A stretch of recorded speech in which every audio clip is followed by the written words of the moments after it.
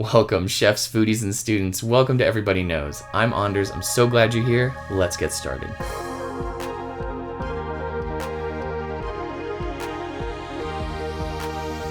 Today we are looking at the ingredient of lilac. This ingredient comes originally from Eastern Europe and Asia. It is not currently well known in many cuisines, although it is used in France, Greater Europe, and parts of North America. But if you are investigating origins and cultures, be sure to research the time period as well, since many foods are brought to cultures from elsewhere or developed over time.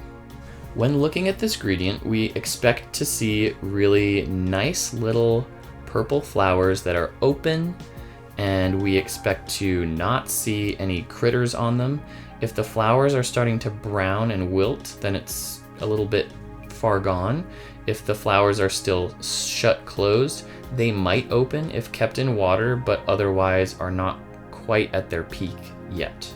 They should also be pretty lively in terms of holding themselves up. If they're droopy at all, then they are probably in need of water.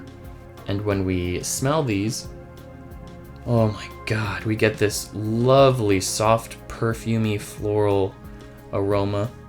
This is one of my favorites, and it's really special because it comes for about a week, maybe 2 every year. And so as soon as they start blooming, have a plan to use them for something special.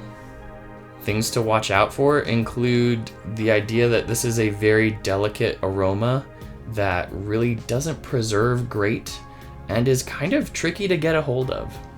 Let's have a look at the universal aroma wheel. So to find lilac on the wheel, we're going to look into vegetative, and within vegetative, the floral department. We can see here that lilac is right in between chamomile and lavender as more of a muted flavor. Yes, I know lavender is very strong, but it's not as bright, I don't think, of an aroma. We're here to talk about lilac, okay? Lilac is within floral, it is a flower, muted, it is a very delicate aroma, but gosh, it's nice. Just spend a few minutes smelling these amazing flowers. I think this location on the wheel makes sense. I don't think that there would be anywhere else for lilac to be, and I think it is a unique, non-toxic flower that gets used enough in the culinary world. In terms of evaluation, again, it's a pretty low strength aroma. It is like a nice light perfumey, springtimey aroma. I associate this with maybe more French cuisine and or pastries, more of like the sweet things. I've made some really delicious syrups with this that can become cordials for drinks. They can go into baked goods. Lilac sugar can be sprinkled onto things, and I'm going to experiment with some kombucha. I don't know if it's going to pick up the flavor.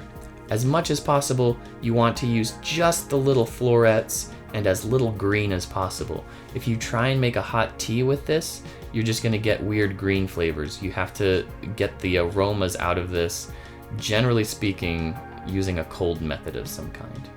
And that about wraps it up. So here's what I want you to do. I want you to think about lilac as you eat or cook, and as well as all of the words that we use to describe it. Have you ever used this ingredient successfully and you were like, yeah, that was it. That was so good. I want to know what you did. Please let me know. Also, do you agree or disagree with what I said or showed you on the wheel? And what other ingredients do you want to see evaluated in this way? Any of the answers to those questions, please throw them in the comments. I would love to read them. I hope this video made sense and got you thinking about the aroma of lilac. Thank you so much for watching. If you want to help me get an ingredient to feature in a video, please send me an email or private message.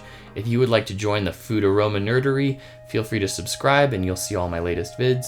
If you would like a poster or digital copy of the aroma wheel that we use, look in the links in the description. Thanks so much. Bye.